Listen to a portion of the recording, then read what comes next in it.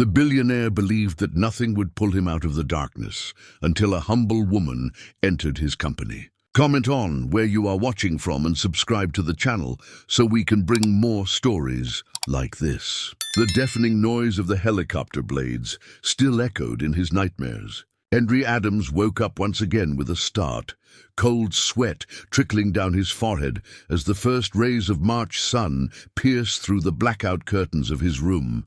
3 months. 3 long months since his life had crumbled along with that Robinson R-44 helicopter in the Rocky Mountains. At 60, the man who had once been considered the king of green technology in the US was now just a shadow confined to a state-of-the-art Italian wheelchair. Cruel irony, considering he had always despised unnecessary ostentation.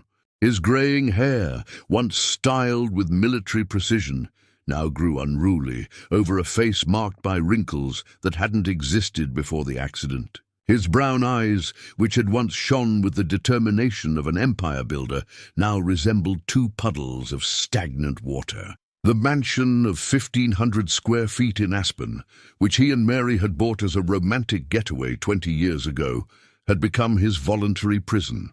Located atop a wooded hill, the property offered a panoramic view of the Colorado mountains that he could no longer appreciate. The exposed stone walls and large glass windows, which Mary loved for bringing nature indoors, now seemed to mock his condition. "Mr. Henry, you need to eat," murmured Dolores, the Portuguese housekeeper who had worked for the family for 15 years. Her 60s carried the wisdom of someone who had raised 5 children and the patience of a saint. "Mrs. Mary wouldn't like to see you like this." Henry abruptly turned his wheelchair, his eyes sparking with a rage that had become his constant companion. "Don't come at me with that emotional talk, Dolores. Mary is dead. Dead because of me." His voice echoed through the luxurious room, ricocheting off the walls, adorned with photographs of a life that no longer existed. The housekeeper lowered her eyes, accustomed to his outbursts of anger, yet never failing to be hurt by them. "I'm sorry, sir. I was just trying to—" "Trying what?" "To make me feel better." "There's nothing that can do that." Henry slammed his fist on the arm of the chair. 40 years building ecotech innovations. 40 years, and now the shareholders want to see me gone. The company is sinking, and I'm just a useless man in a wheelchair. The silence that followed was broken only by the ticking of the antique clock on the wall, a gift from Mary on his 50th birthday. Henry remembered her smile as she handed it to him. "So you always remember that time with those we love is our most precious asset." Ecotech Innovations had been his baby, his obsession, his contribution to a better world. Founded in 1984, when renewable energy was still considered hippie stuff in the US, the company had slowly grown to become a national reference in sustainable technology.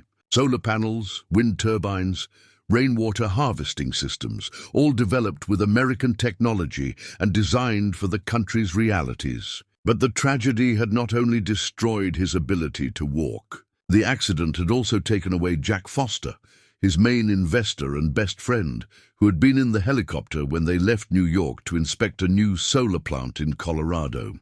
Jack's death had created a leadership vacuum at Ecotech that competitors were quick to exploit.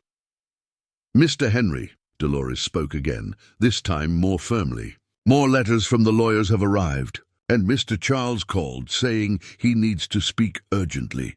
Charles Mitchell had been his minority partner and CFO for 15 years, a competent man, but one who never had the entrepreneurial vision necessary to lead a tech company.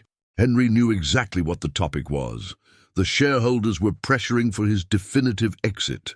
"Tell Charles I'm busy," he grumbled, steering his chair toward the window. Outside, the town of Aspen was waking up to another day. In the central square, he could see preparations for the winter festival that would take place in July, an event he and Mary never missed, always hosting friends and business partners in their mansion. Dolores hesitated at the door. "Sir, with all due respect, but Mrs. Mary wouldn't want to see you like this. She always said you were a fighter, that you never gave up on anything." Henry closed his eyes and for a moment allowed himself to remember. "Mary," eternally young at 58. With brown hair, she insisted on keeping natural, despite the first grey strands, green eyes that sparkled when she talked about her social projects. She had been the soul of ecotech, the person who humanized his technological vision, reminding him that behind every innovation there should be people benefiting. "She wasn't there to see the helicopter fall either," he murmured, his voice heavy with a bitterness that corroded his soul like acid. The truth was that Henry blamed himself not only for his wife's death, but for the entire sequence of events that led to the accident. It had been his decision to personally inspect the new facility, his rush to close the deal, his insistence on flying despite the cloudy weather that the pilot had referred to as marginal. The intercom of the property rang, interrupting his dark thoughts. Dolores answered downstairs, and he could hear muffled conversation. Moments later, she returned with a curious expression. "Mr. Henry, there's a young woman here. She says she came for a job interview." "What interview?" "I didn't schedule any interview. She says it was Mr. Charles who arranged it. For the position of assistant."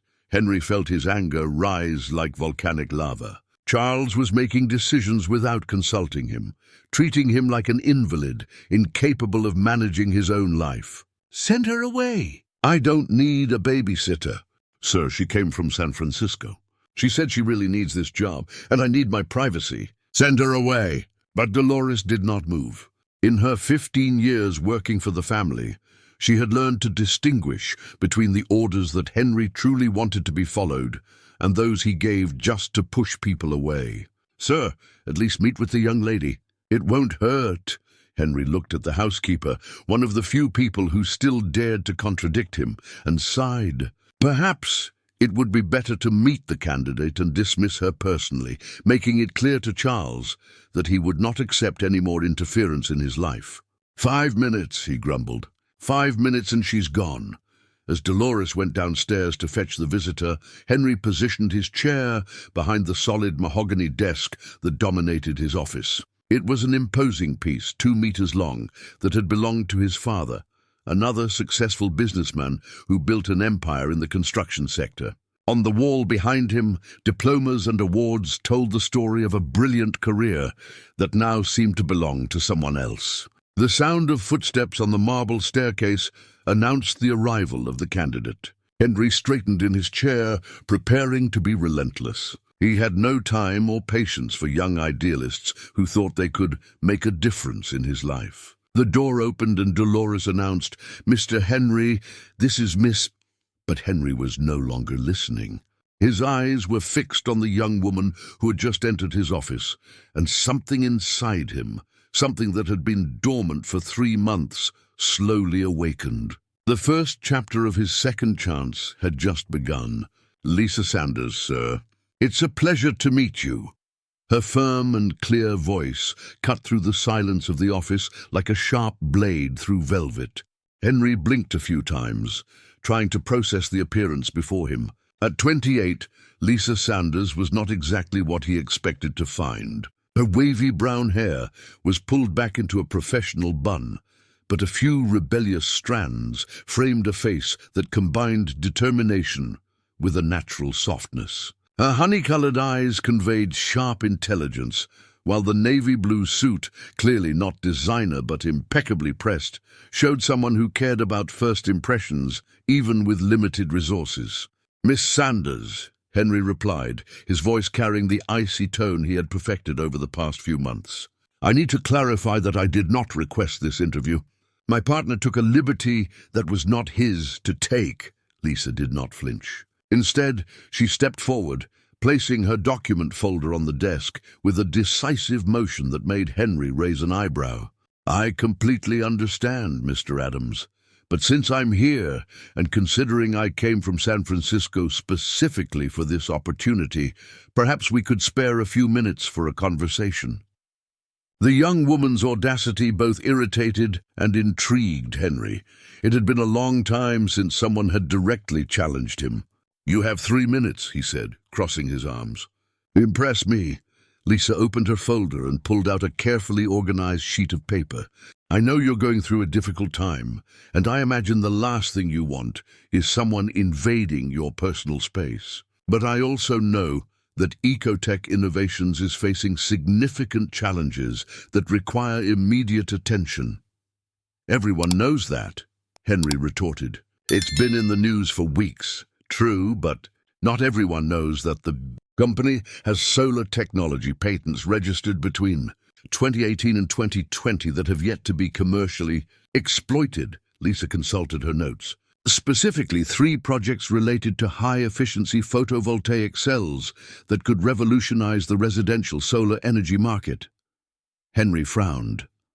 Those patents were confidential, buried in the company files when Jack decided they were too advanced for the current market. How had a recent graduate from a public university gained access to that information? How did you... he began, but Lisa interrupted him. I did my research. My master's thesis was on technological innovation in renewable energies. In the US, Ecotech Innovations came up several times in my research, always as an example of a pioneering company. She paused, her eyes meeting his.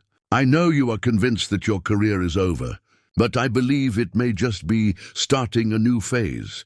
Dolores, who had remained discreet by the door, took the moment to quietly withdraw, but not before casting a meaningful glance at Henry, the same look she gave him when he was about to make an important business decision. You are presumptuous, Henry murmured, but there was something in his voice that was no longer entirely hostile. I'm realistic, Lisa corrected, and desperate, to be honest. I lost my job at a consulting firm in San Francisco 2 months ago. I returned to care for my grandmother, who has Alzheimer's, and I need resources to cover her treatment. I can't afford false modesty or corporate games. The young woman's brutal honesty caught Henry off guard. In the business world he was used to, people rarely admitted vulnerability or need. It was always about growth opportunities and strategic alignment. Your grandmother, he began, vaguely remembering Mary mentioning the importance of family care. Mrs. Eleanor Sanders. She was a primary school teacher here in Aspen for 40 years. She probably taught half the kids in this town to read and write. Lisa smiled for the first time since entering the office, and the smile completely transformed her face. She always said that education is the only inheritance no one can take away from us. That's why I studied so hard, graduating in business with a specialization in technological project management. Henry found himself genuinely interested despite himself.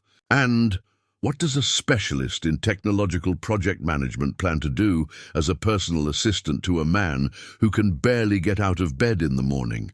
First, I would organize his schedule to maximize his productivity during the hours he feels best. Second, I would structure a project tracking system for Ecotech that would allow him to maintain strategic oversight even while working remotely. Lisa consulted her notes again. And third, I would help reposition the company in the market, focusing on the innovations he has already developed but are underutilized. You speak as if it were simple. It's not simple. It's labor-intensive, requires total dedication, and will likely demand irregular hours. But it is possible. Lisa closed her folder. Mr. Adams, I didn't come here to be your babysitter or to treat you like an invalid. I came because I believe that together we can save a company that represents so much for the clean energy sector in the United States. Henry was silent for a long moment, studying the determined face in front of him. There was something in Lisa's posture that reminded him of himself 30 years earlier, when he founded Ecotech with more dreams than capital, more determination than experience. You know my reputation, he finally said. I am known for being difficult to work with. I've heard a few stories, Lisa admitted with a half-smile. They say you are demanding, a perfectionist, and that you don't tolerate incompetence. Frankly, I prefer to work for someone like that than for bosses who don't care about results. And do you think you can handle my difficult ways? Mr. Adams, I grew up being raised by a woman who taught hundreds of unruly children to behave in the classroom. I think I can handle a grumpy businessman. For the first time in 3 months, Henry felt the urge to smile. He suppressed the impulse, but couldn't completely hide the curiosity in his eyes. "What kind of salary are you expecting?" "Enough to pay for my grandmother's treatment and maintain a decent life. I don't need luxuries. I need stability." Henry drummed his fingers on the mahogany table, an old habit that had returned. Outside, the sound of children playing in the park reached them through the open windows. It was the sound of life, something that had been absent from that house for too long. "Do you have references?" "I do." Lisa pulled a folder from her bag. "My former bosses at the consultancy, university professors, and I can provide others if necessary. And specific experience in sustainable technology. 3 years working on economic feasibility projects for the implementation of renewable energy systems. I know the market, the regulations, the key players." She paused. "And I know the challenges that ecotech is facing." Henry realized he had gone past the promised 5 minutes and was already nearing 15. More importantly, he realized he was genuinely engaged in a professional conversation for the first time since the accident. "There is one condition," he said abruptly. "I work from home. I don't intend to return to the corporate office anytime soon." "No problem. I can set up a remote work system that keeps you connected with all the company's operations." "And one more thing." Henry hesitated, his vulnerability showing for a moment. "I'm not always the best company, especially in the morning. Sometimes I have difficult days." Lisa looked him directly in the eyes. "Mr. Adams, everyone has difficult days. The difference is that some of us don't have the luxury of giving up because of them." The comment was direct and honest, without condescension or false sympathy. Henry appreciated it more than he could express. "When can you start?" he asked, surprised by his own words. "Tomorrow, if necessary. Then be here at 8 in the morning. Let's see if you can handle a week working with me." Lisa stood up and extended her hand. "You won't be disappointed, Mr. Adams." When their fingers touched in a professional handshake, Henry felt something he hadn't experienced in months. Hope. It was just a spark, tiny and fragile, but it was there. After Lisa left, Henry remained in his office for over an hour, looking at the papers scattered across his desk. For the first time in 3 months, they didn't seem like insurmountable mountains. Maybe, just maybe, there was still something worth saving in his life. Lisa arrived the next day at 7:45 in the morning, 15 minutes before the scheduled time. Dolores greeted her with a warm smile and a steaming black coffee, the first sign that the housekeeper had approved of the new employee. "Mr. Henry hasn't come down yet," Dolores whispered conspiratorially. "He had a rough night. I heard him walking around the house until 3 in the morning. Lisa nodded, adjusting her work bag. She had also stayed up all night, researching everything she could find about ecotech innovations and preparing a work strategy. Her grandmother, in the rare moments of lucidity that Alzheimer's still allowed, had given her precious advice. "Lisa, when you find a wounded man, don't try to heal him all at once. You just stay nearby until he remembers how to heal himself." At 8:15, Henry appeared at the top of the stairs, maneuvering his wheelchair with abrupt and irritated movements. His hair was even more disheveled than the day before, and the deep bags under his eyes evidenced a sleepless night. "You're still here," he grumbled upon seeing her sitting in the living room, organizing papers on the coffee table. "Good morning, Mr. Adams. I hope you slept well." "I slept terribly, thanks for asking." "And you can skip the morning pleasantries. I'm not a sociable person before 10. Lisa smiled internally. Her first mission would be to figure out how to navigate the dark moods of the mornings. "Perfect. Then I'll use this time to organize your schedule and prepare the day's reports. Do you prefer that I work here in the living room, or do you have a specific space?" Henry studied her for a moment, trying to detect signs of insincerity or irritation. He found none. "There is a smaller office. Adaptasois, Leticia, Lisa, Dolores, Sarah, Joachim, Jack, in the first floor next to the library. You can use that. Thank you. Before that, I need some basic information. Access passwords to the company's systems, key contacts, pending meeting schedule." I don't have a meeting schedule. I cancelled everything. I understand. Then let's start by rebuilding your schedule. Lisa opened a small, efficient laptop. Mr. Charles mentioned that there is a board meeting scheduled for Friday. The shareholders are pushing for decisions regarding the company's leadership. Henry's face immediately darkened. I said I cancelled everything.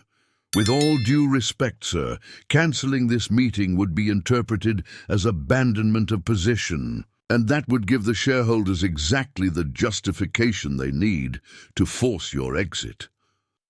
Maybe that's for the best, Henry murmured, rolling his chair over to the window. Maybe they're right. Maybe I'm not fit to lead anything anymore. Lisa closed the laptop and stood up. Can I ask a personal question? You can ask. I can't guarantee I'll answer.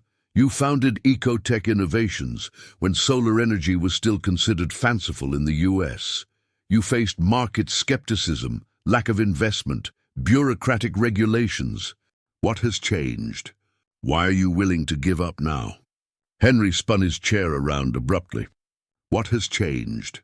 I'm in a wheelchair. My wife is dead. My company is going bankrupt. Do you want a more detailed list? His voice echoed through the house, but Lisa did not back down. Your legs didn't found Ecotech, Mr. Adams. Your brain did. And from what I can see, your brain is still functioning perfectly. You don't understand anything about my situation. I understand more than you think, Lisa replied calmly. My father died when I was 15. Lung cancer, he smoked 3 packs a day. My mother fell into a deep depression and couldn't work for 2 years. I took care of the house, my younger brother, and still studied for college entrance exams. Henry fell momentarily silent, not expecting such a personal revelation. When bad things happen, Lisa continued, we have 2 options. Use the pain as an excuse to stop living, or use the pain as fuel to build something better. You chose the first option for the last 3 months. Maybe it's time to try the second. It's easy to say when you're 28 and have your whole life ahead of you. You are 60 years old and have experience that I will never have. You have a company that even in crisis is worth millions. You have technical knowledge that can revolutionize the energy sector in the US, and you have resources to make a difference in the lives of thousands of people. Lisa paused. The question is, are you going to use all of that, or are you going to sit here lamenting? Henry stared at her for long seconds. It had been a long time since someone spoke to him so directly, without pity or condescension.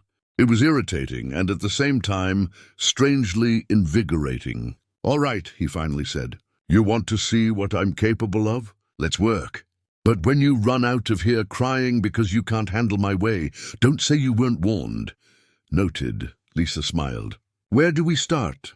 First, I want to see the financial reports from the last 6 months. Then a detailed analysis of the projects that were suspended. And I want the contracts of all key employees on my desk by the end of the day. Perfect. I will need access to the company's system.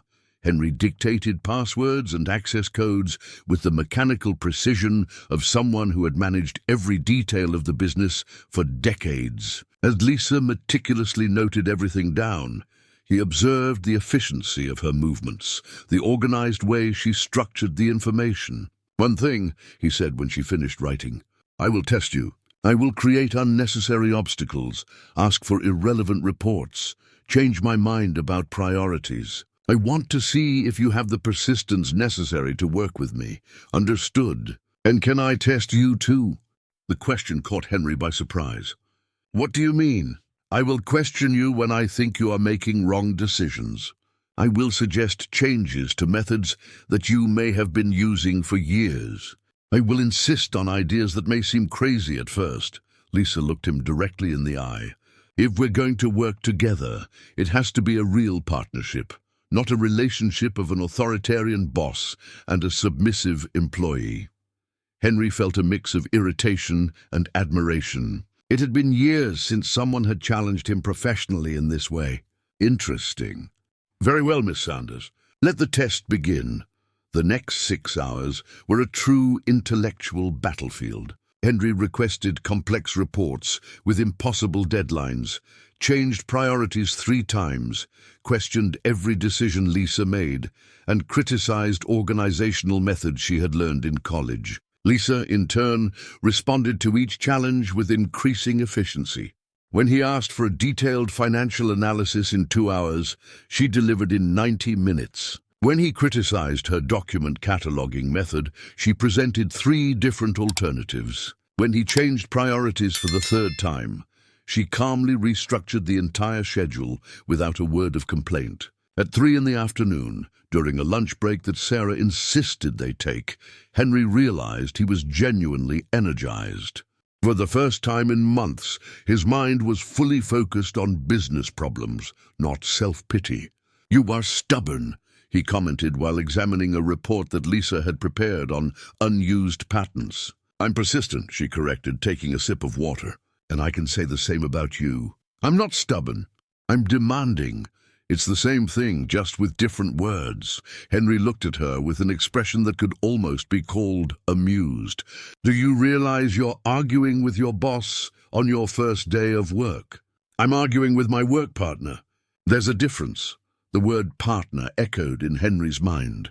It had been years since he had a true partner in business. Jack had been the last, and even then their relationship was more of an investor and entrepreneur than an intellectual partnership. "Very well, partner," he said, testing the waters. "Adaptações, Leticia Santos, Lisa Sanders, Carlos Mendes, Charles Mitchell, Marina, Mary, Roberto Figueiredo, Robert Fisher. What's your honest assessment of the situation at Ecotech Innovations?" Lisa consulted her notes. "The company has valuable assets, advanced technology, and a solid customer base. The issues are mainly crisis management and communication with stakeholders. Nothing that can't be resolved with the right strategy. And my personal situation, how does this affect the company?" "Your physical absence from the office is being interpreted as abandonment, but your intellectual presence remains crucial. What we need to do is find ways to demonstrate that you are still in charge, even while working remotely." Henry nodded slowly. "And how do you suggest we do that?" "Strategic video conferences, public decisions that only you could make, launching innovative projects that bear your intellectual signature." Lisa smiled. "And most importantly, show up at that meeting on Friday and remind everyone why Ecotech needs Henry Adams." For a moment, Henry almost felt the old confidence returning.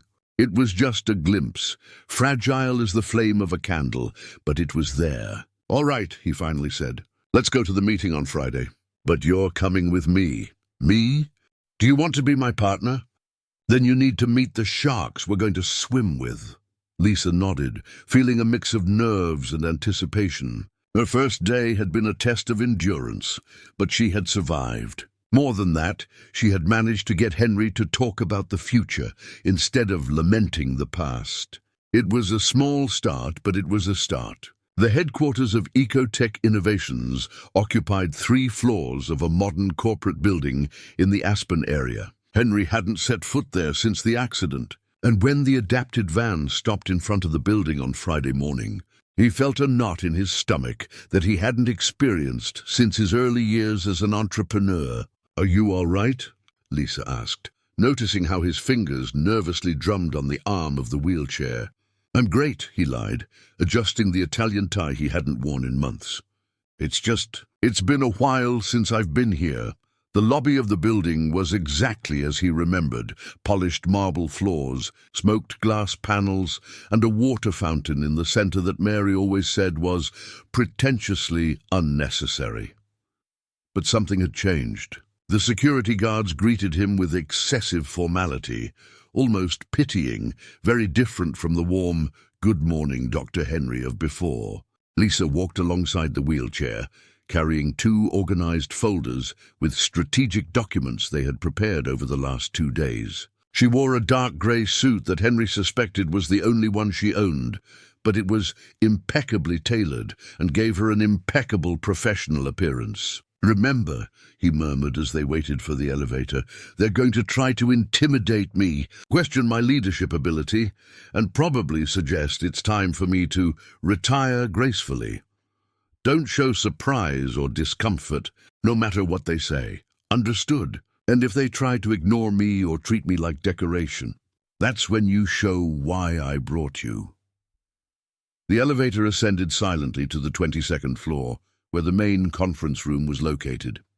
When the doors opened, Henry took a deep breath.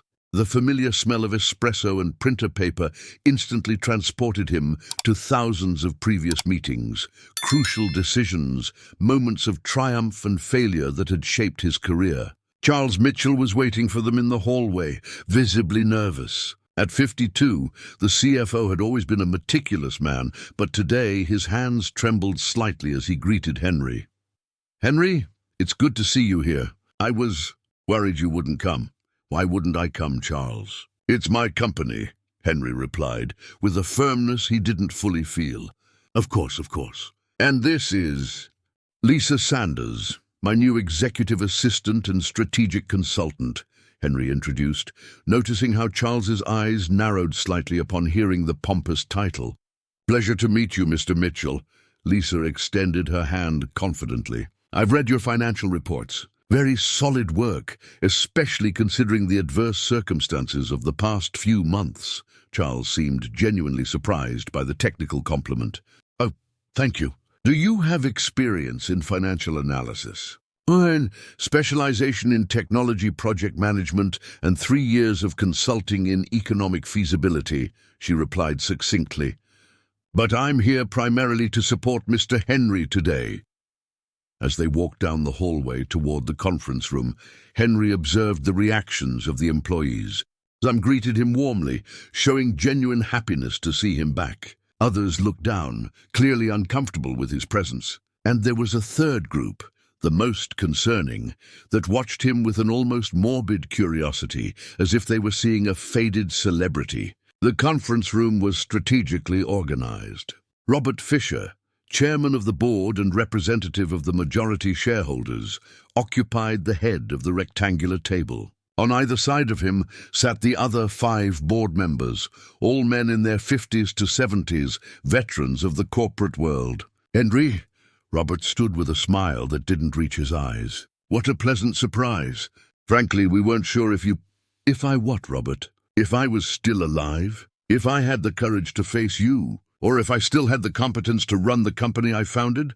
The Henry positioned his chair at the opposite end of the table, a deliberate choice that created a confrontational dynamic. An awkward silence filled the room. Lisa took a seat next to Henry, discreetly opening her folders and preparing to take notes. "Let's get straight to the point," Robert said, regaining his composure. "Ecotech has lost 17% of its market value in the last 3 months. 2 major contracts have been cancelled, and there are rumors in the industry that the company is directionless." "Rumors spread by whom, exactly?" Henry questioned. "That doesn't matter. What matters is that shareholders are losing confidence. The shareholders or you, Robert." The chairman sighed theatrically. "Henry, we all greatly respect what you built here, but perhaps it's time to consider a transition. Someone that can fully dedicate themselves to the company, that can be physically present when necessary." "Are you suggesting that my physical disability makes me incompetent?" "It's not a matter of disability. It's a matter of total management capability." Lisa felt the tension in the room rise exponentially. It was the moment Henry had anticipated. She saw his muscles tense, his jaw clench. It was now or never. "Excuse me," she gently interrupted, but with enough authority to capture everyone's attention. "May I share some information that might be relevant to this discussion?" Roberto looked at her with evident irritation. "Sorry, but who are you?" "Lisa Sanders, strategic consultant hired to assist in the operational restructuring of Ecotech Innovations." She stood up, retrieving a document from her folder. "Over the past 5 days, we have thoroughly analyzed the company's situation. Would you like me to share our findings?" Henry watched her with growing interest. They hadn't agreed on any presentation. "First," Lisa continued, distributing copies of a report she had secretly prepared the night before.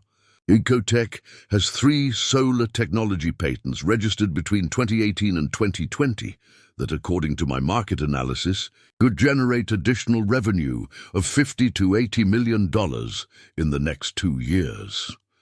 The silence in the room changed in quality. Now it was focused attention. Second, the company has pending contracts awaiting government approval that, if properly managed, could fully offset the losses of the last 3 months. Roberto flipped through the report quickly. How did you obtain this information? Through a systemic analysis that apparently was not conducted by the current management, Lisa diplomatically replied. With all due respect to those present, Charles shifted uncomfortably in his chair. Those patents, we considered the market was still not mature.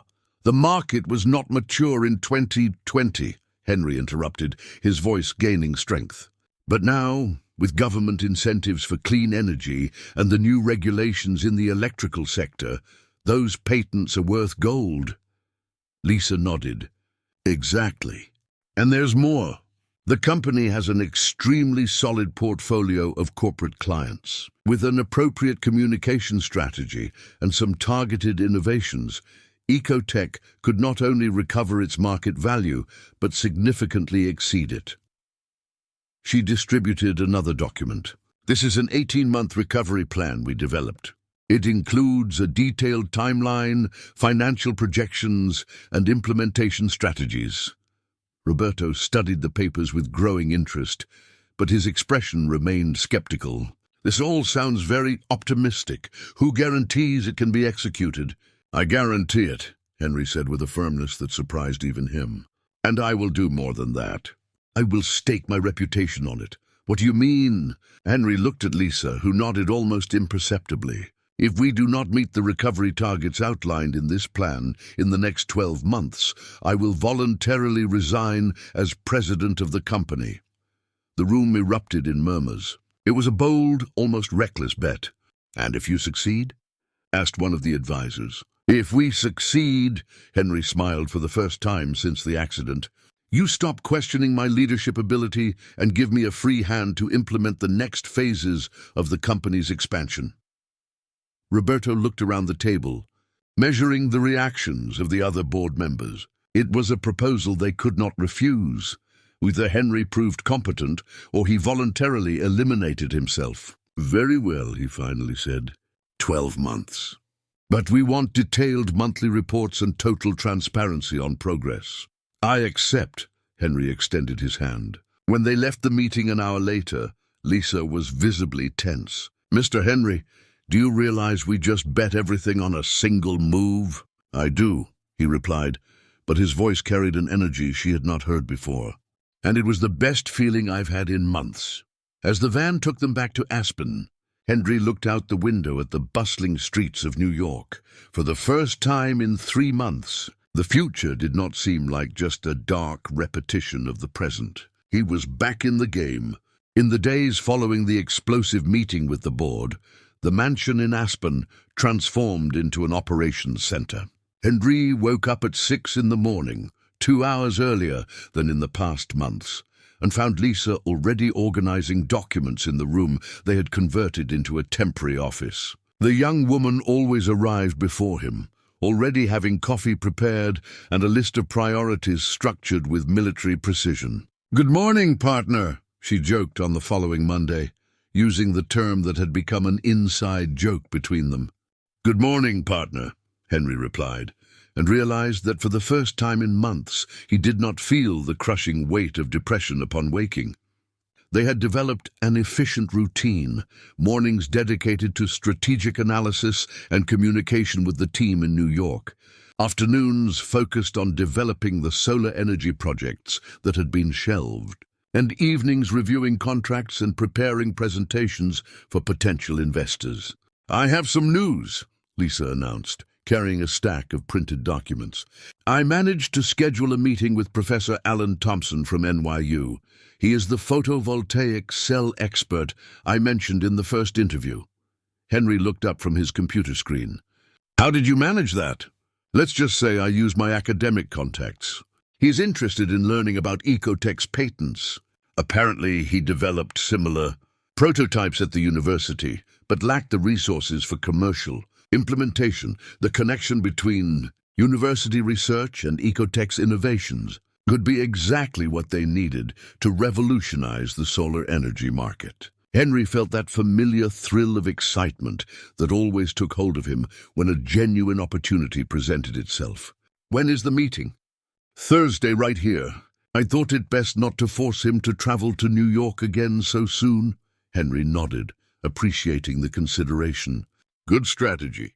And how is the situation with the employees? Lisa consulted her notes. I spoke with all the department heads via video conference. Team morale has significantly improved after they learned of your active return. Marcos from R&D said he has 3 projects that were waiting for your approval. Mark has always been our best engineer. If he says the projects are viable, they probably are. There's one more thing. Lisa hesitated slightly. I received a strange call yesterday. A man who identified himself as Albert Johnson from Clean Energy Solutions. He wanted to know if Ecotech Innovations was interested in strategic partnerships. The name made Henry furrow his brow. Albert Johnson? I know that name.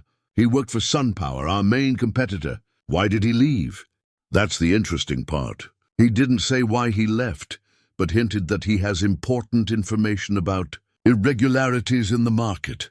Henry fell silent for a moment, processing the information. In the business world, former employees of competing companies who showed up offering important information usually brought problems or extraordinary opportunities.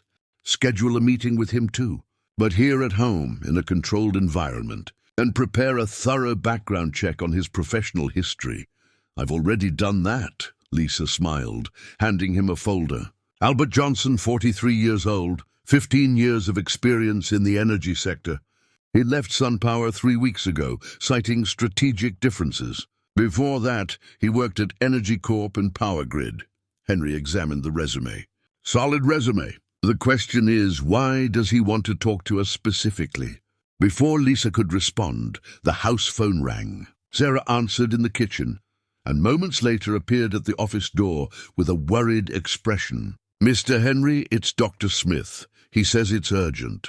Dr. Edward Smith was the orthopedic doctor who had been overseeing Henry's recovery since the accident. Lisa noticed how her boss's face instantly closed off. Medical consultations always brutally reminded him of his physical limitations. Hello, doctor?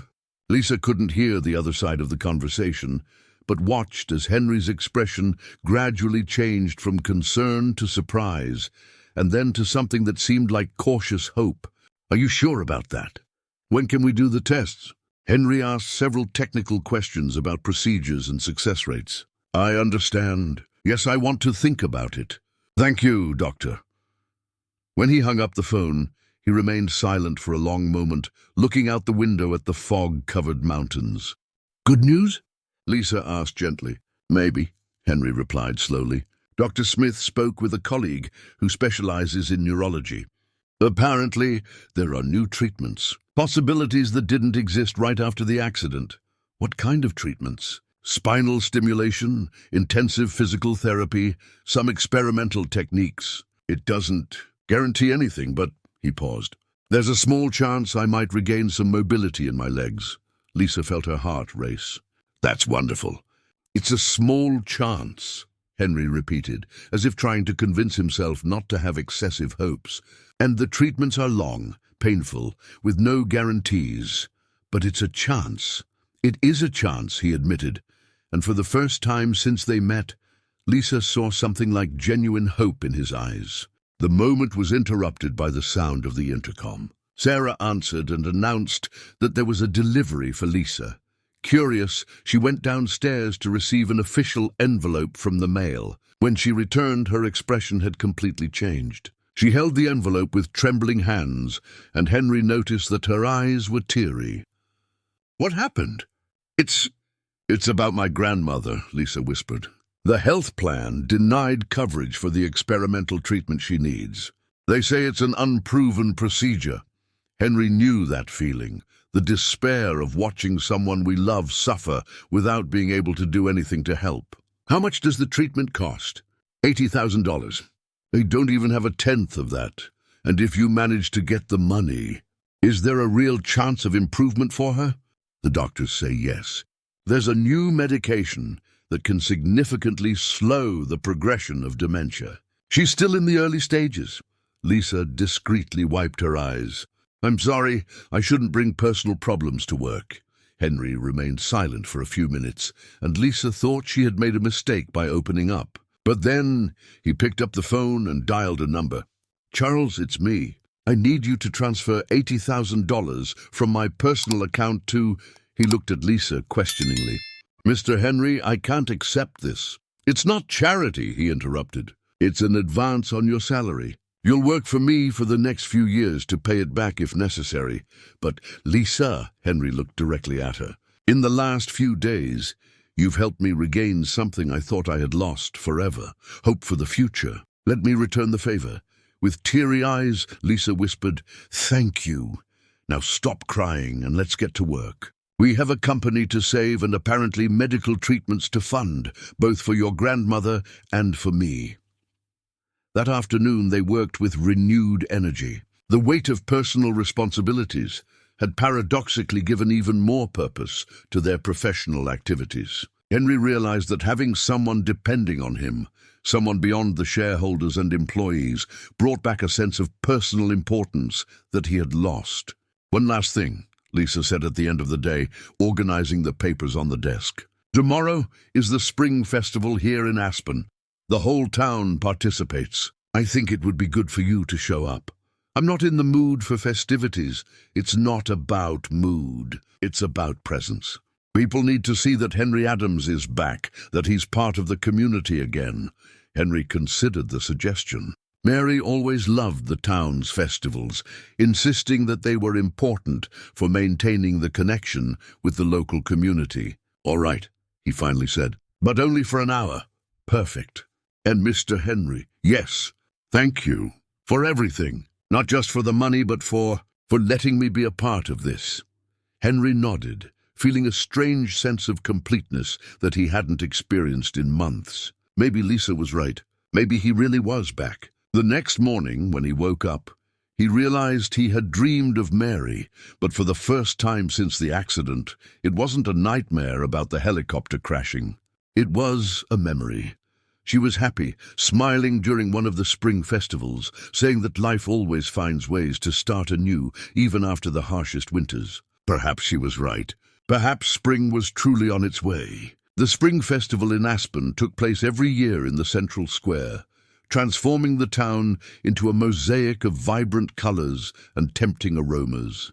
Stalls of local crafts spread across the gardens, while the main stage hosted performances by regional folk groups. Henry had attended the event with Mary for 15 consecutive years, always hosting business partners and friends at his mansion for the festive weekend. Lisa maneuvered her wheelchair along the cobblestone streets, skillfully navigating between families, strolling with children, and groups of tourists coming from New York. Henry wore a dark grey wool coat and sunglasses, trying to maintain a degree of anonymity, but being recognized every few meters by locals. Dr. Henry, what a joy to see you here, exclaimed Mrs. Conception, the owner of the town's traditional bakery. We missed you at the last festival. Thank you, Mrs. Conception. This is Lisa, my assistant, he introduced, hesitating slightly over the title. The elderly lady warmly greeted Lisa, but her eyes turned to Henry with a mix of compassion and curiosity. And how are you feeling? After everything that happened, I'm fine. Getting back to work, moving life forward. Good to hear. Ecotech Innovations has always been a source of pride for our town. Mary would be happy to know that you haven't given up. Henry felt a familiar tightness in his chest at the mention of his wife's name. But this time, the pain came with something different, an almost imperceptible sense that Mary would actually approve of his recent decisions. They continued walking through the fair, occasionally stopping to greet acquaintances. Lisa watched closely how people reacted to Henry. There was genuine respect, but also a cautious distance, as if they weren't quite sure how to behave in light of his new condition. "Mr. Henry," a male voice called from behind them. "What a coincidence to find you here." They turned to see a tall, thin man in his 40s approaching with a broad but calculated smile. He wore a suit that was too expensive for a small-town festival and carried an Italian leather briefcase. "Albert Johnson," the man introduced himself, extending his hand. "I spoke with your assistant on the phone yesterday. I didn't expect to find you here." Henry shook the offered hand, studying the visitor's face. "Mr. Johnson, what brings you to Aspen on a festival weekend?" "Actually, I came specifically to talk to you. I heard you are back in business, and I thought an informal conversation would be more productive than a formal meeting." Lisa exchanged a quick glance with Henry. There was something in Albert's approach that seemed too rehearsed to be casual. "What exactly do you want to discuss?" Henry asked directly. Albert looked around, noticing people passing nearby. "Perhaps we could find a more private place. What I have to say is sensitive." Henry hesitated. His first reaction was to refuse. He was not willing to discuss business on the day he had promised to dedicate to returning to social life. But something in Albert's controlled urgency piqued his professional curiosity. "There's a cafe around the corner," Lisa suggested, pointing to a small, cozy establishment. "More private than the square."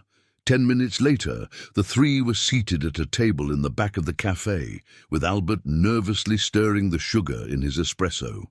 "Well," Henry said, losing patience with the man's hesitations. "What is it about?" Albert took a deep breath.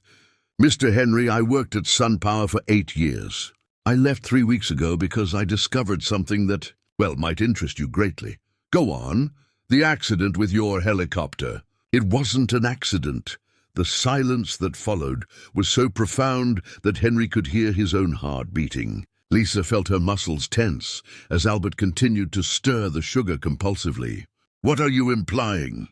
Henry's voice came out controlled, but Lisa sensed the deadly tension behind the words.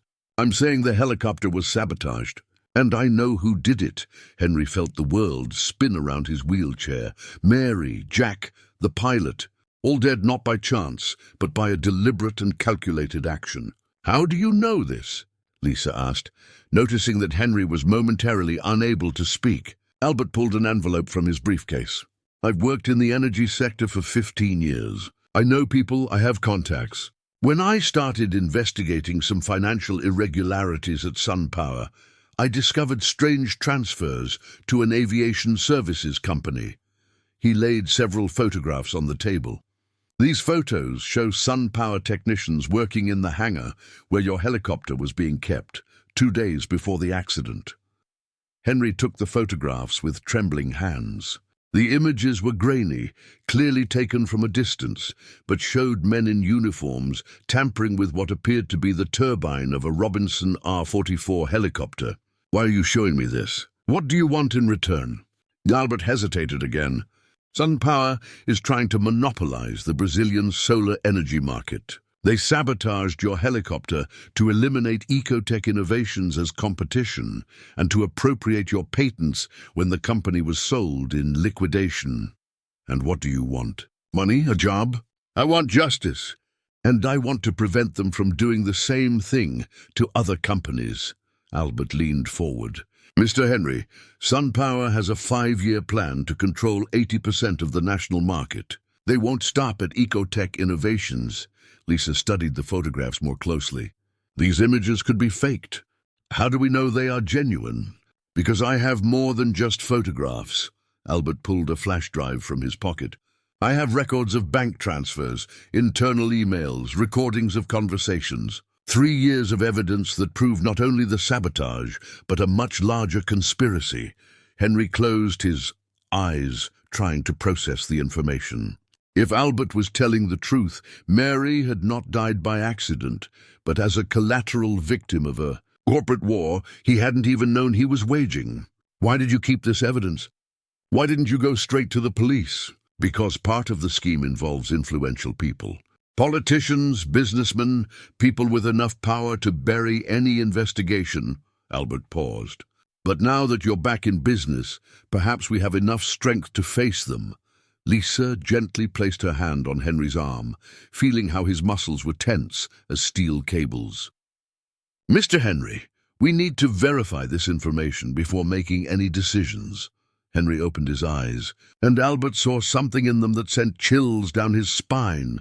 A cold, calculated fury that had completely transformed the businessman. "If you're lying," Henry said quietly, "I will destroy you financially and professionally. If you're telling the truth," he paused for a long time, "I will destroy whoever killed my wife." "I'm telling the truth." "Then we have a lot of work ahead." Henry grabbed the USB drive. "I want a complete analysis of all this material. Names, dates, amounts, connections, everything. And then we go to war." When they left the cafe an hour later, the Spring Festival was still in full swing around them, but for Henry, reality had completely changed. He was no longer just a businessman trying to save his company. He was a man seeking justice for his wife's death. "Mr. Henry," Lisa said as they returned to the mansion, "if these accusations are true, we're entering very dangerous territory." "I know. And if they're false, we could be walking into a trap." "I know that too. So why are you willing to go ahead?" Henry stopped the chair in the middle of the street and looked back toward the square where the festival continued.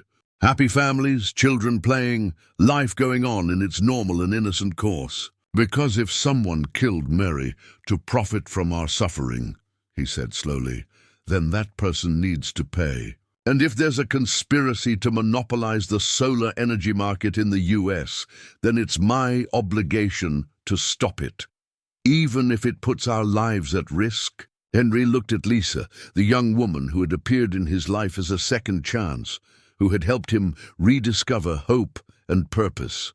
"Lisa, you can leave. You can take the money I advanced you, take care of your grandmother, and find a safe job at another company. I won't blame you for that. That's not an option." "Why?"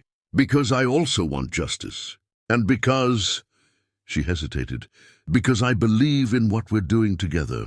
"See," Henry nodded, feeling an emotional connection with Lisa that went far beyond the professional relationship. It was mutual trust, respect, and something more, something he wasn't ready to name yet. "Then let's find out the truth," he said. "At any cost." That night, as they analyzed Albert's files, Henry realized that his life had taken a completely unexpected turn. 3 months ago, he was just a broken man in a wheelchair. Now he was a detective in search of the truth, a businessman fighting for the future of his company, and perhaps, just perhaps, a man learning to love again. Albert's discovery had changed everything, but strangely, Henry felt more alive than he had in months. The war had just begun. The following 2 weeks transformed Henry's mansion into a kind of investigative operations center. The living room was converted into a war room, with documents scattered across all surfaces, timelines pinned to the walls, and 3 computers running simultaneously. Lisa had set up a whiteboard where they mapped connections between people, companies, and events with the precision of professional detectives. "I found another suspicious transfer," Lisa announced, her eyes red from too much time in front of the computer. It was almost 11 o'clock on a Tuesday night, and she had refused all of Henry's suggestions for her to take a break. "How much this time?" Henry was in his chair, analyzing printed documents under the light of a desk lamp that Mary had bought on a trip to France. $200,000, transferred from SunPower's account to Aero Services Inc. 3 days before the accident. Lisa marked the information on the whiteboard with a red circle. "Aero Services is the company that maintained your helicopter." Henry felt the familiar knot in his stomach that accompanied each new discovery. "With this, we have evidence of at least $700,000 in suspicious payments." "And look at this," Lisa pointed to a spreadsheet on the screen. "Robert Foster, chairman of your board, received a consulting fee of $50,000 from SunPower last month." The silence that followed was heavy with devastating implications. Robert was not just a shareholder questioning Henry's leadership. He was possibly part of the conspiracy that killed Mary. "Son of a bitch," Henry murmured, his hands clenching into fists. He was there at the meeting, pretending to be concerned about the company, when in reality, we still don't have certainty about his involvement, Lisa gently interrupted. It could just be a coincidence. Consultants work for multiple companies. Do you really believe that? Lisa looked at the scattered documents, at the connections marked on the board, at the clear pattern of sabotage and manipulation emerging from the evidence. No, I think Robert is involved up to his neck. Henry turned the chair toward the window, watching the city lights below. Somewhere, people he considered friends and partners had conspired to kill his wife for money. The betrayal hurt almost as much as the loss. Mr. Henry, Lisa said softly, you need to rest. We've been working for 14 straight hours. I can't stop. Every document we find makes me more furious. Lisa got up from her chair and approached him. In the past 15 days, they had developed a working intimacy that transcended the formal professional relationship. She knew his moods, knew when Henry needed space, when he required company, and at that moment, he realized he needed something that she still didn't know how to offer. Can I ask you something personal? You can always ask. What was Mary like? I mean beyond what I read in the papers about her social work and philanthropy. Henry smiled for the first time that day. Mary was light. I don't know how to explain it better. She lit up any room she entered. He paused, organizing his memories. When I started Ecotech, I was obsessed with technology, efficiency, profits. Mary taught me that technology without humanity is just cold engineering. Did she work at the company? Officially, no. But in practice, she was responsible for all our social responsibility policies. Every school that Ecotech helped electrify, every rural community that received our solar energy systems, was her idea.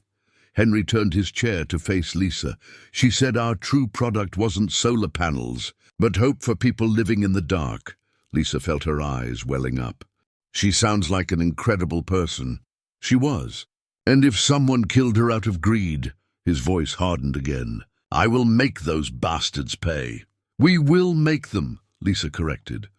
You're not alone in this fight. Henry studied her for a moment, the tired but determined face, the eyes shining with a righteous anger that mirrored his own. In recent days, he had begun to notice things about Lisa that went beyond her professional competence. The way she bit her lower lip when she was focused, how her eyes changed color depending on the light, how she unconsciously touched his shoulder when she wanted to reassure him. Lisa, he began hesitantly, I need to say something. Yes? These last 15 days? Working with you, uncovering the truth, having a purpose again.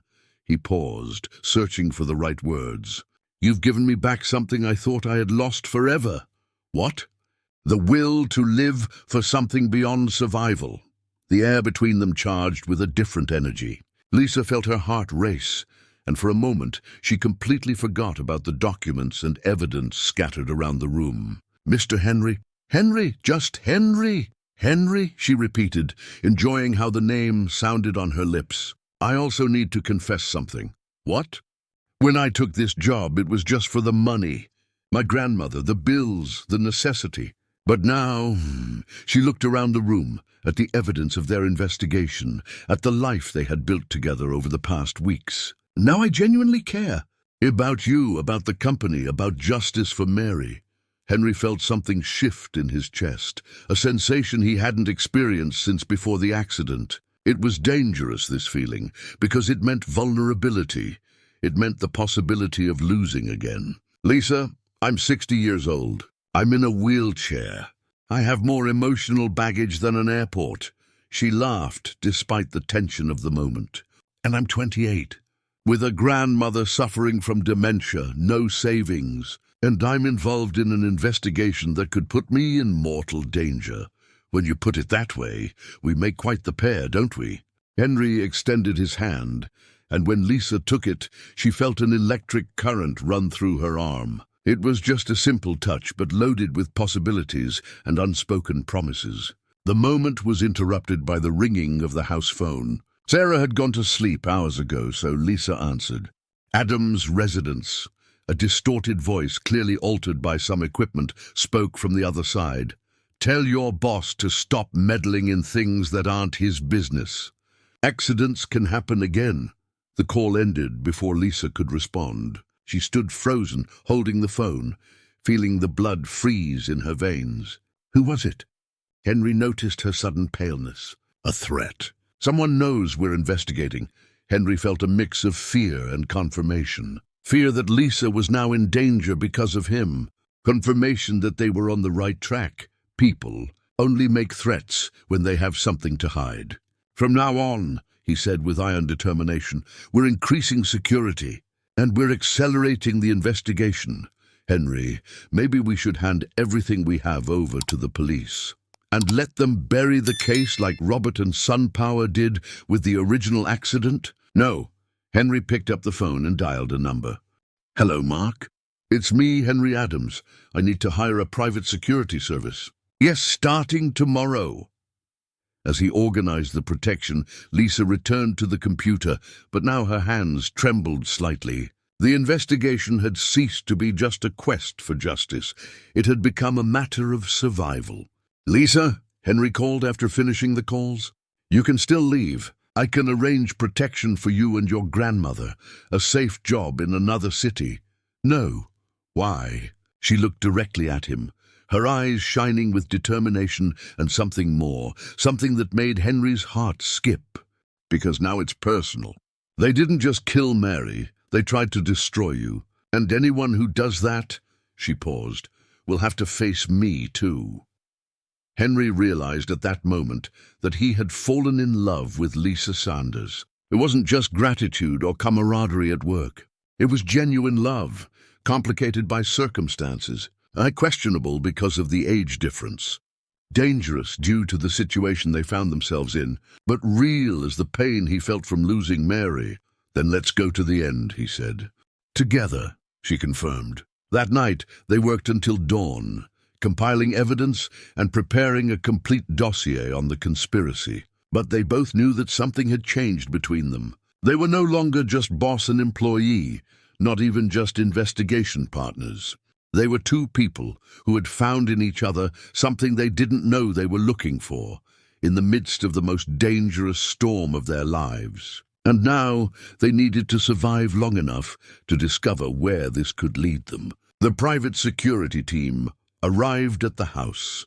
The next morning, 3 discreet yet clearly experienced men had installed cameras, motion sensors, and a direct communication system with a 24-hour monitoring center. Mark Adams, the team leader, was a 45-year-old former federal agent with scars that told stories he preferred not to share. "Mr. Henry," Mark explained while testing the equipment, "from now on, no one enters or leaves this property without our authorization. And I strongly recommend avoiding unnecessary public exposure." Henry nodded, but his attention was divided between the security measures and the files that Albert had brought 2 days earlier. Lisa was at the computer following a new lead she had discovered that morning. "Henry, you need to see this," she called, her voice laden with contained excitement. "Remember the $200,000 transfer to Aero Services? I found out where the money went afterward." Henry approached the screen, where Lisa had set up a complex flowchart of bank transactions. "Where to?" "An account in the Cayman Islands." And from there, it was split into 3 parts. One went back to a personal account of Robert Foster, another to a shell company linked to SunPower, and the third, she paused dramatically, to an account in the name of Charles Mitchell. The silence that followed was deafening. Charles, his partner for 15 years, the man who had stood by him during the construction of Ecotech Innovations, who knew every detail of the company, who had access to all confidential information. "It can't be," Henry murmured, but even as he denied it, pieces of the puzzle began to fit together in his mind. Charles had always known about the inspection flights.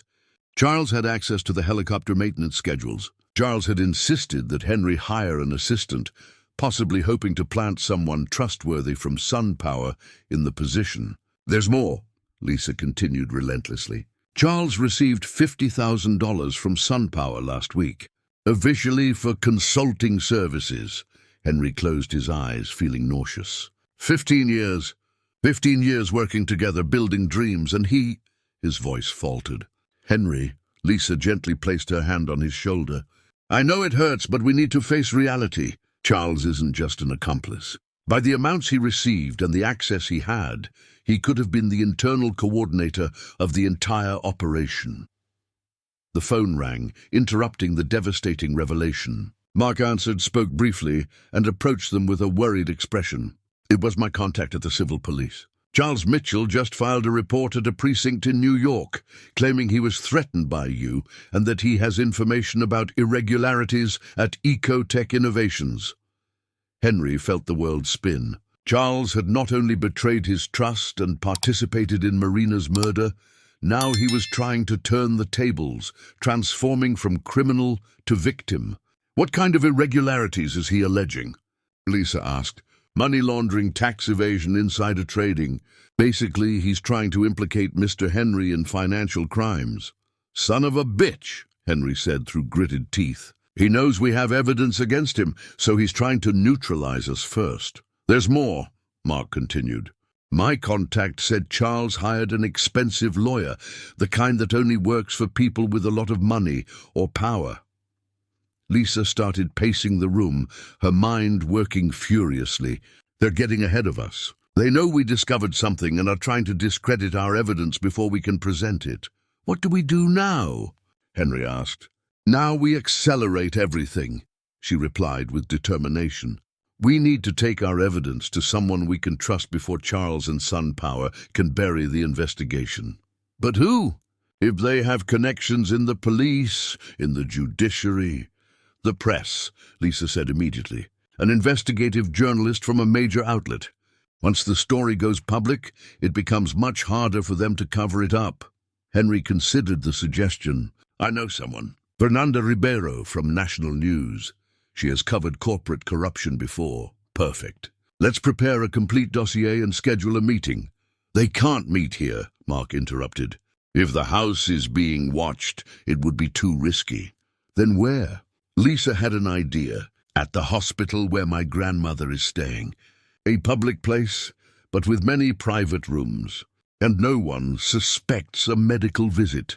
As they organized the meeting with the journalist, Sarah appeared at the office door with a worried expression. Mr. Henry, there's a man at the door. He says he's from the IRS.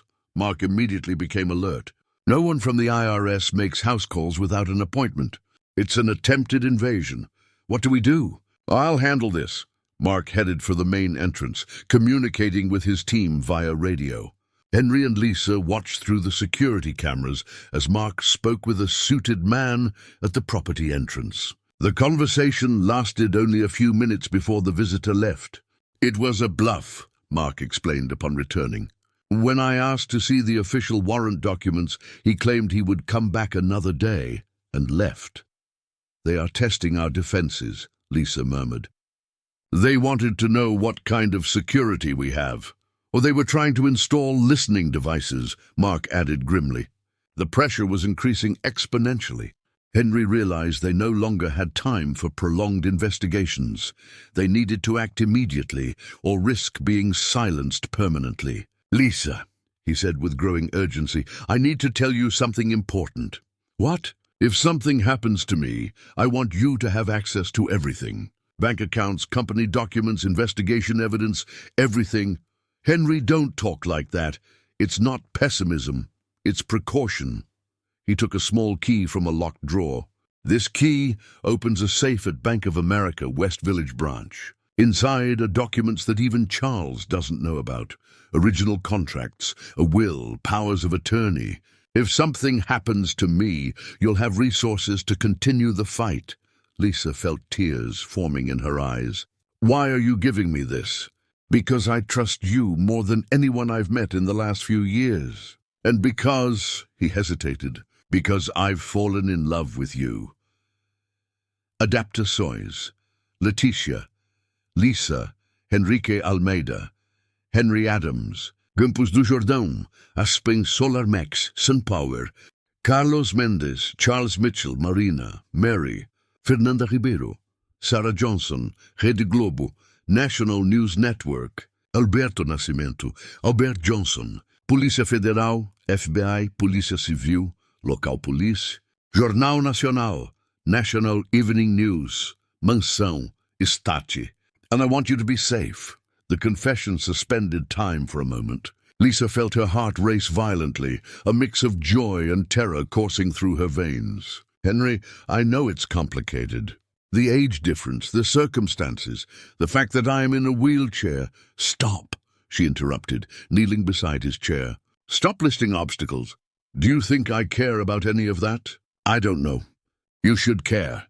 Well, I don't. She took his hands in hers. I fell in love with your intelligence, your determination, your ability to rebuild hope from the depths of despair. I fell in love with the man you are, not your physical condition or age. Henry looked into her eyes and saw the sincere truth he was searching for. Lisa. But she continued, we can only think about that future if we survive the next few days. So let's focus on exposing this conspiracy and then we'll see where that takes us. Mark appeared again at the door. Sorry to interrupt, but the journalist confirmed the meeting for tomorrow at 2 in the afternoon. And we have another problem. I just received information that there's an investigation being opened by the FBI against Ecotech Innovations. Charles must have higher contacts than we imagined. Henry and Lisa exchanged a look filled with determination and newly discovered love. They had less than 24 hours to present their evidence before the entire investigation could be compromised. Then let's finish this, Henry said, squeezing Lisa's hand. Tomorrow, Charles and all of SunPower will find out what happens when they try to destroy the wrong family. Lisa smiled, and for the first time since the investigation began, Henry felt that not only could they win, they would win. Love had arrived in the midst of the storm, and now it would be their strength to face the final battle. The Santa Casa Hospital in Aspen at 2 in the afternoon on a Thursday seemed an improbably dramatic location for the most crucial moment of Henry Adams' life. Lisa had chosen a meeting room on the 3rd floor, officially reserved for consultation with a specialist, where they would meet with Sarah Johnson, an investigative journalist from the National News Network. Sarah arrived promptly, a 45-year-old woman with elegantly cut grey hair and eyes that reflected decades of experience in unraveling corporate lies. She carried a discreet folder and an almost invisible digital recorder. Mr. Henry, she greeted with professional seriousness, I read about the accident. I'm sorry for the loss of your wife. Thank you, but we discovered it wasn't exactly an accident. Yes, your assistant gave me some information over the phone. I must confess I was initially skeptical, but the evidence you've compiled, she opened her folder, revealing organized copies of all the documents, is impressive. Lisa distributed the folders they had prepared, a 40-page dossier with bank transfers, photographs, detailed timelines, and financial analyses that clearly outlined the conspiracy of SunPower. The pattern is evident, Sarah said, after examining the documents for 20 minutes. Sabotage, money laundering, employee corruption. But I need to ask some tough questions. We're ready, Henry replied. First, how did you obtain this banking information? Some of these transactions are confidential. Albert Johnson, a former employee of SunPower, had access to them during his work at the company. He copied them before leaving. That makes them inadmissible in court, but not inadmissible for journalistic investigation, Lisa noted. And once the story becomes public, other sources may feel encouraged to come forward. Sarah nodded, impressed with the young woman's insight. Second question, do you have any physical proof of the helicopter sabotage? Not directly, but we have evidence of the transfers to the maintenance company and photographs of SunPower technicians in the hangar. Third question, and perhaps the most important, why did you decide to go to the press instead of going directly to the FBI? Henry and Lisa exchanged a meaningful look. Because Charles Mitchell, my former partner and part of the conspiracy, preemptively filed complaints against me with the local police. He's trying to frame me as a criminal before we can expose the truth. And because, Lisa added, We suspect that SunPower's influence may extend to sectors of government and justice. Sarah closed the folder and looked directly at Henry. Mr. Henry, I need you to understand the implications of what we are about to do. This story is going to spark a war. SunPower has billion-dollar resources and powerful connections. They will try to destroy your credibility. They may sue you for defamation and they may try to kill me, just like they did with Mary. Henry calmly completed. I understand the risks. Why are you willing to take them? Because my wife died believing she was married to an honorable man fighting for a better world. If I allow her murderers to go unpunished, I become complicit in the very moral decay she always fought against. Sarah studied Henry's face for a long moment, searching for signs of instability or questionable motivation. She found only serene determination and genuine pain. Very well, I will publish the story. But you need to be prepared for the backlash. When will the story come out? Lisa asked. Tonight on the national evening news, and tomorrow the full version will be on the website and in the print newspapers. After Sarah left, Henry and Lisa remained in the hospital room for a few minutes, processing the magnitude of what had just happened. There's no turning back, Lisa murmured. There isn't, Henry agreed. And are you still sure you want to stay? In response, she moved closer to his chair and for the first time gently kissed him on the lips. It was a kiss filled with promises, fears, hopes, and a love that had grown amidst the chaos. That's my answer, she said as they pulled apart. Lisa, let's go home. We need to prepare for the storm. The return to the estate was tense. Mark and his team had detected suspicious movement around the property during the afternoon, cars passing by repeatedly. People were photographing the house from a distance.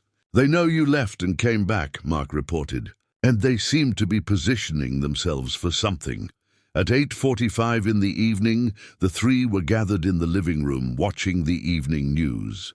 Henry held Lisa's hand, both nervous like students awaiting the results of a crucial exam. And now, an exclusive investigation into corruption in the U.S. energy sector, announced the anchor. Sarah's report was devastating. 5 minutes of investigative journalism that methodically exposed the conspiracy of SunPower, clearly presenting the financial evidence and including excerpts from an interview Henry had given earlier in the day, where he directly accused Charles Mitchell and Robert Foster of being involved in the murder of his wife. SunPower and those involved deny the allegations and promise to sue for defamation, Sarah concluded. But the documentary evidence suggests a conspiracy that goes far beyond commercial competition, even reaching murder. The house phone began to ring immediately after the report ended. Mark answered all the calls, filtering journalists, curious onlookers, and some explicit threats. 3 calls from lawyers representing SunPower, Mark reported. 2 journalists wanting an exclusive interview. And 1 very interesting call from someone claiming to be an employee of SunPower who wants to contribute to the investigation. It could be a trap, Lisa warned. Or it could be someone who felt encouraged to speak after seeing the report, Henry pondered. Schedule a meeting. Public place, maximum security. At 10 o'clock at night, as they were preparing for bed, Mark knocked urgently on the door. We have a problem.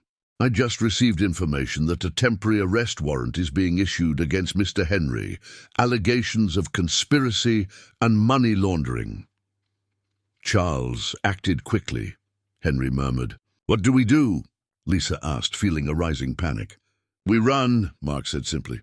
I have a safe house in Sedona, isolated, secure, outside local jurisdiction. We can leave in an hour, and if we get caught, if you stay here, you'll definitely be arrested. If we flee, at least we have a chance to keep fighting. Henry looked at Lisa. It's your decision too. Once we leave here as fugitives, our lives change forever. Lisa thought of her grandmother, the treatment she needed to continue, the normal life she was leaving behind. But then she looked at Henry, the man she had fallen in love with, who was fighting not only for justice, but for the memory of the woman he had loved before her. Let's go, she said firmly. Let's see this through to the end. An hour later, 3 cars discreetly left the mansion via different routes. In the first, Mark and 2 security personnel were scouting. In the second, Sarah and some essential belongings. In the third, Henry and Lisa heading toward a new phase of their lives, as fugitives, as fighters, and as 2 people who had found love amid the chaos. "No regrets?"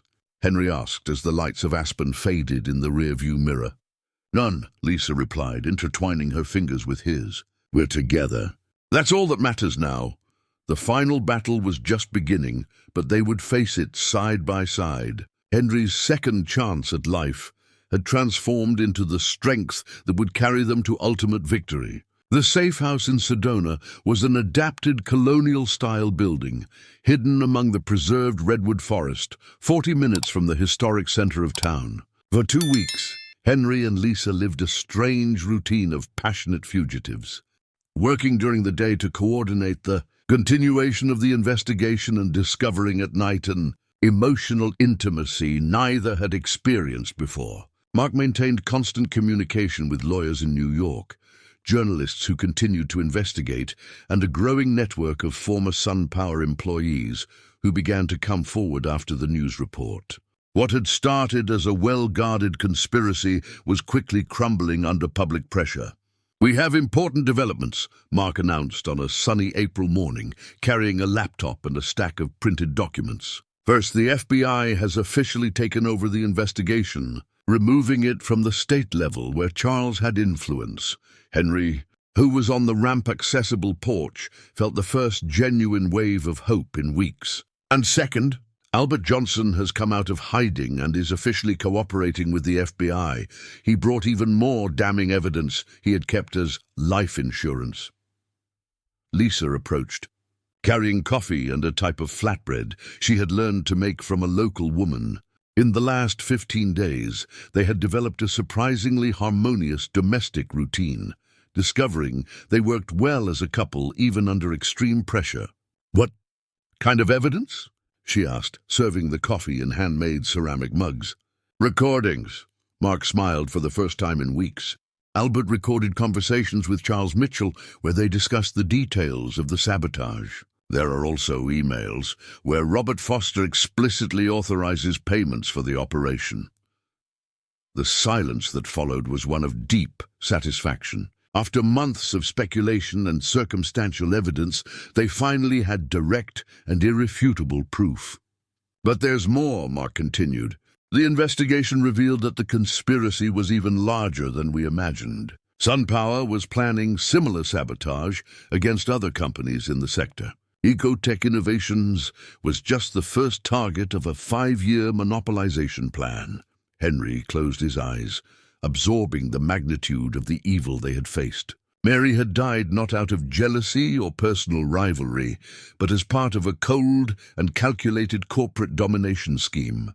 "When can they make the arrests?" Lisa asked.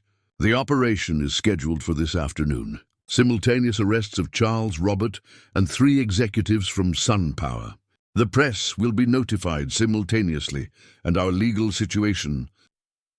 With the new evidence and the FBI taking over the case, the arrest warrant against Mr. Henry has been suspended. You can go home." Henry looked at Lisa, who was beside him on the porch, watching the hummingbirds visiting the wildflowers in the garden. 2 weeks as fugitives. It had paradoxically been the happiest weeks of his life since the accident. Away from external pressures, they had discovered a deep compatibility that transcended the dramatic circumstances that had brought them together. "Lisa," he said softly, "we need to talk about what happens now." She turned to him, her eyes reflecting the same mix of joy and apprehension that he felt. "I already know what you're going to say, that I'm too young, that I deserve a normal life that you can't offer me." "Actually," Henry interrupted, pulling a small velvet box from his pocket, "I was going to say, will you marry me?" Lisa froze completely, staring at the box as if it were an alien object. "Henry, I know it's sudden. I know we met under extraordinary circumstances. I know I'm 60 and you're 28. He opened the box, revealing an elegant but understated diamond ring. But I also know that I've fallen in love with the most extraordinary woman I've ever met, and I want to spend the rest of my life proving that I deserve her love." Tears began to roll down Lisa's face. "It's the most beautiful and craziest thing anyone has ever said to me. Is that a yes? I need 5 minutes to process that the man I love just proposed to me in a safe house in Sedona while we're fugitives from justice." Henry laughed, the genuine and carefree laugh that Lisa had learned to evoke and cherish. "When you put it that way, it really does sound like an unusual situation for a proposal." "Unusual is an understatement." She knelt beside his chair, taking his hands. "Henry, are you sure? Is this not gratitude for helping with the investigation? Is it not the relief of having survived all this?" "I'm sure.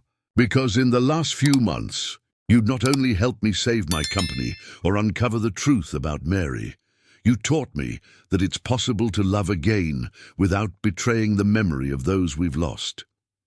"And how do you know that?" "Because last night, for the first time since the accident, I dreamed of Mary, and she was smiling. Not sad, not worried, not asking me not to move on. She was happy, as if she were giving me permission to be happy too." Lisa wiped her eyes, alternating her gaze between Henry and the ring. "And your family? The shareholders? The Conservative Society of Aspen? And my family consists of 2 sisters who live in Europe and whom I barely speak to for the past 5 years. The shareholders care about profits, not my personal life. And as for the society in Aspen," he smiled, "after everything we've faced, do you think I care about small-town gossip? And my grandmother? She will need constant care. We will take care of her together. I have enough resources to hire the best specialists, and a house big enough to accommodate any necessary adaptations." Lisa was silent for a long moment, looking at the mist-covered mountains in the distance. "Do you know what's the scariest part of all this?" "What?" "That it makes all the sense in the world. That despite all the logical reasons why it shouldn't work, I can't imagine my life without you. So is that a yes?" "It's an absolutely crazy yes, completely outside of social norms, and totally right." She extended her left hand. "Put that ring on my finger before I change my mind out of too much sensibility." Henry slid the ring onto her finger, and for a moment they both simply stared at that symbol of commitment shining under the sun of Sedona. "Now that we are officially fugitive fiancés," Lisa joked, "what's the plan for the rest of our lives?" "First, we go back to Aspen and rebuild Ecotech as the largest sustainable energy company in the United States. Second, we get married in a small but elegant ceremony, with your grandmother in the front row. Third," he hesitated. Third, if the medical treatments that Dr. Smith mentioned work, maybe I can walk down the aisle to marry you. And if they don't work, then you come to me and we dance our first dance as a married couple with you in my lap in the chair." Lisa leaned in and kissed him deeply, a kiss that sealed not only a romantic commitment, but a partnership forged in the fires of adversity. Mark appeared on the porch an hour later, carrying his cell phone with an expression of absolute satisfaction. Charles Mitchell, Robert Foster, and 5 executives from SunPower were arrested 20 minutes ago. The operation was a complete success. Henry closed his eyes, feeling an immense weight lifted from his shoulders. "Mary can rest in peace. And we can start our lives together," Lisa added, showing the engagement ring. Mark looked at the ring, then at the 2 of them, and smiled. "Well, that explains why you 2 were so happy for people who spent 2 weeks as fugitives. Mark," Henry said solemnly, "I would like you to be my best man. It would be an honor. Mr. Henry." 3 months later, in an intimate ceremony in the gardens of the mansion in Aspen, Henry Adams and Lisa Sanders married in front of 50 carefully selected guests. Mrs. Eleanor, Lisa's grandmother, was in the front row, having one of her good days and smiling radiantly at her granddaughter. Dr. Smith was present, having confirmed the week before that the new treatments were showing promising results. Henry could already move his toes and felt tingling in his legs. Ecotech Innovations had not only survived the crisis, but emerged as a national leader in solar energy technology. with previously shelved patents generating millions in revenue. The company opened 4 regional branches and created a rural electrification program that brought clean energy to 300 underserved communities. Fernanda Ribeiro covered the wedding for Globo, describing it as the happy ending to one of the most dramatic investigative journalism stories. During the ceremony, when the priest asked if there were any objections to the marriage, a gentle breeze swayed the flowers in the garden, and Henry smiled, feeling the spiritual presence of Mary giving her final blessing. Do you take Lisa Sanders as your wife, to love and cherish her in joy and in sorrow, in health and in sickness, in wealth and in poverty, all the days of your life? I do, Henry replied, his voice filled with absolute certainty. And you, Lisa, do you take Henry Adams as your husband, to love and cherish him in joy and in sorrow, in health and in sickness, in wealth and in poverty, all the days of your life? I do, Lisa responded, gazing into the eyes of the man who had turned her life into an extraordinary adventure. As they kissed as husband and wife, the guests applauded. Birds sang in the ancient trees, and the late afternoon sun bathed the moment in a golden glow, like a divine blessing. 6 months later, on a spring morning, Henry took his first hesitant yet determined steps since the accident, walking 5 meters between his wheelchair and Lisa's arms. It wasn't a complete recovery. He would always need support for long distances, but it was a miracle enough to prove that second chances, when accompanied by true love, can indeed move mountains. Henry's second chance had transformed into the greatest adventure of his life, proving that when we lose everything, we sometimes gain something even greater, the opportunity to rebuild our existence on even stronger foundations. And so, on a sunny morning in Aspen, while watching his wife prepare coffee and his mother-in-law sketch flowers in a notebook, one of the therapeutic exercises that had significantly slowed the progression of dementia, Henry Adams smiled with the certainty that he had found his true calling, not just to build technologies that transformed the world, but to build a family that turned each day into a small celebration of life. Ecotech innovations continued to grow, becoming an international reference in sustainable innovation. Charles Mitchell was sentenced to 12 years in prison for homicide, conspiracy, and money laundering.